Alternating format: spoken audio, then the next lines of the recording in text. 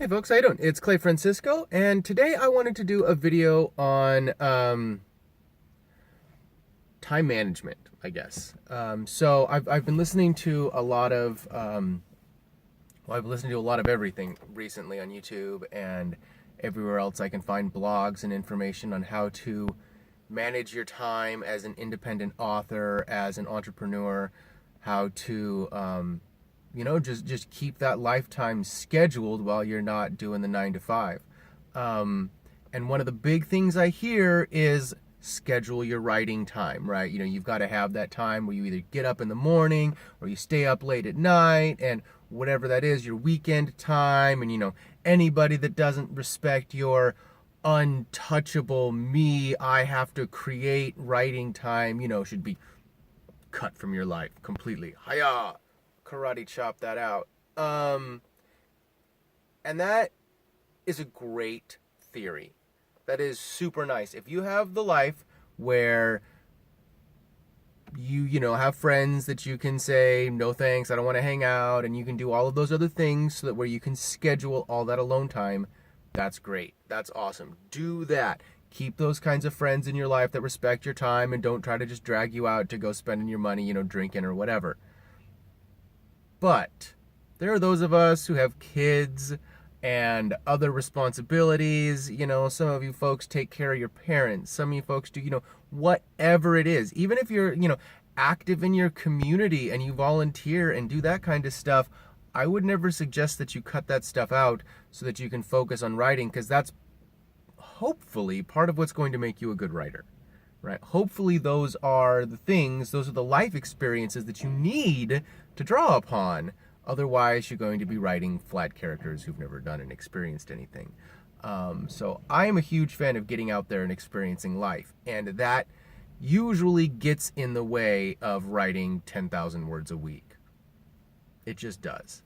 So what do I do instead, right? So if I think that having your sacred writing time is a beautiful theory and a great ideal, but is total BS in reality. For those of us who have responsibilities, right? Those of us who don't just have the only responsibility of pushing my life forward, pushing their agendas and making that happen. There's nothing wrong with that. That's great. If those are the life choices you've made and that's where you're at situationally, awesome. More power to you. Schedule your life, make that happen. It does help to have a schedule. I'm not saying just don't have a schedule because schedules are lame. No, it's that some of us have children who are like, hey, I don't care that you've got a life that you want to live. I'm important. So, that being said, get the time in where you can, right? Bring your laptop with you. You've got like a little, get yourself like a little, couple $100 Chromebook or something like that. Some little netbook that just hooks up to the Wi-Fi, makes it happen. Heck, get yourself a Bluetooth keyboard for your phone, right? And get a Scrivener app and, make that happen and do that occasionally on, every so often, and just write when you can at the bus stop, write when you can wherever. If you have the Scrivener app and Bluetooth keyboard, you can write offline, and it's not the best thing ever with the little tiny screen, but it's you do what you have to do. And I guess that's the point of this video, is you do what you have to do, right? If it is stay up late and try to find that extra time, hello garbage truck, do what you can.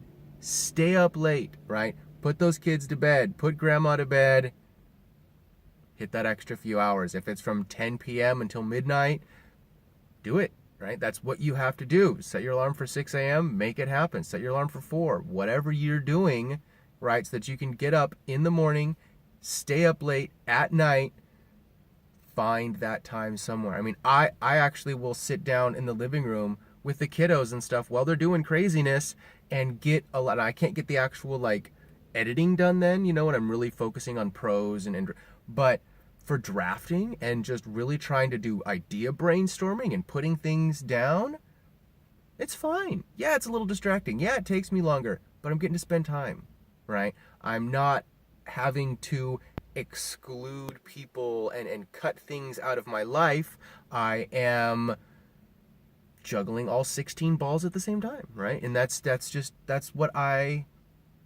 what has to be done if you have responsibilities that you don't want to get rid of, right? Whether it is just volunteering in the community or raising your own kids or whatever, it doesn't matter, right? We all have those things, like, we've got a local game store, Gabby's Olympic Cards and Comics, and I've stopped going there. It sucks. I used to go there. Honestly, I'm not even kidding you. For like a year, I spent 12 hours a week at Gabby's Games because I was making board games and doing stuff like that, and designing hard and playing hard, and playing all the new games. I haven't been there in, again, like almost a year, and I hate it. I would love to go back. I miss all those guys so much, but I'm busy. I've got too much stuff to do, and so those are the kind of sacrifices we can make, right? And I'm folding all of that time into,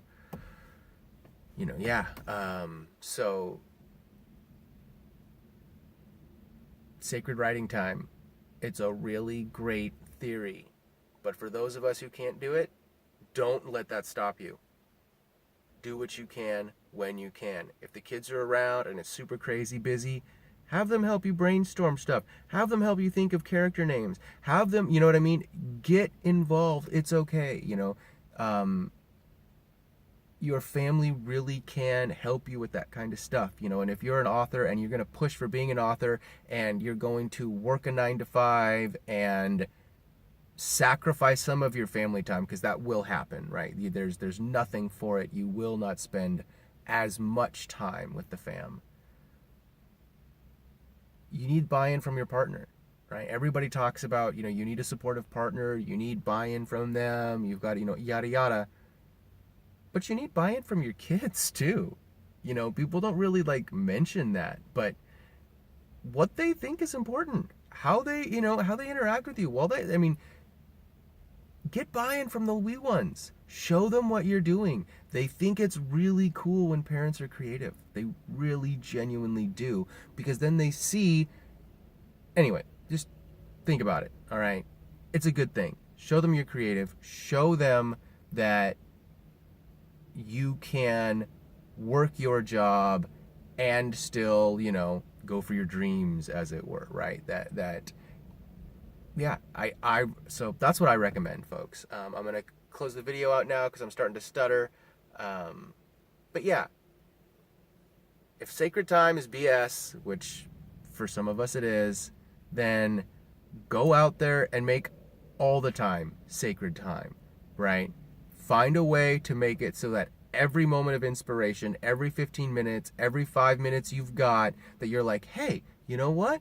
Let me go through there. Add something to your story, right? One of the things I heard from a writer friend of mine is the 3-paragraph rule. Just try to get 3 paragraphs. Get 1 paragraph. Just a paragraph.